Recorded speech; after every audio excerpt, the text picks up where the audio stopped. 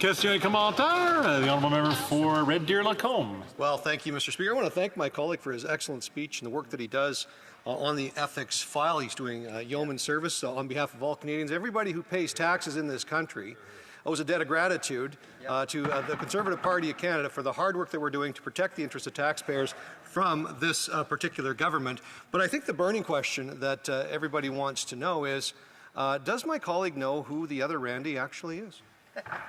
The honourable member for Leeds, Grenville, Thousand Islands and Rideau Lakes.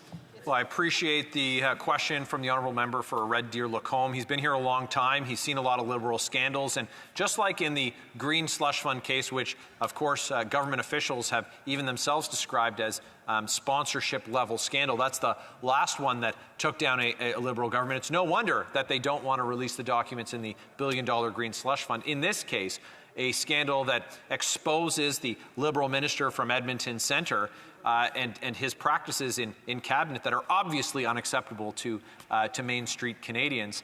The question to the minister was if he knew who Randy was, and he said it was another Randy. And the question to his business partner was, who is the other Randy? And he said, I'll tell you if you shut the cameras off. And he didn't. And this is something that we're going to need to find out. But what we do know is that when we asked straight questions to the minister for Edmonton Centre, the Liberal minister from Edmonton Centre, he would give one set of truths at one meeting and a different set of truths that aren't the same at the next meeting. Obviously, it's unacceptable. Obviously, it doesn't allow us to get transparency and accountability for Canadians, and that's why it's so important that we have Mr. Anderson come here and he can tell us who the other Randy is, even if he just needs to point right over there.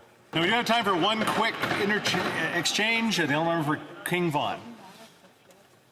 Oh, okay, thank you. Thank you, Mr. Speaker. I have a quick question for my honourable member, and that is, if Mr. Anderson had to put up his vehicles for collateral, he would have had to obtain an ILA because someone else is getting the benefit of that collateral. Did that come out in questioning?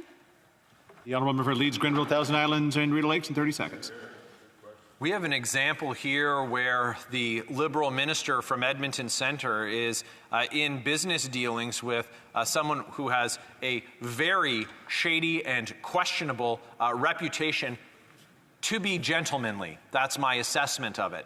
And so this requires a much deeper look, and while the Liberals are already trying to shut down the discussion about this very thing, it's through the committee process we've exposed this Liberal minister's ties to this unsavory character. Edmonton Centre deserves better. Canadians deserve better. Mr. Anderson must testify at the bar of the House of Commons.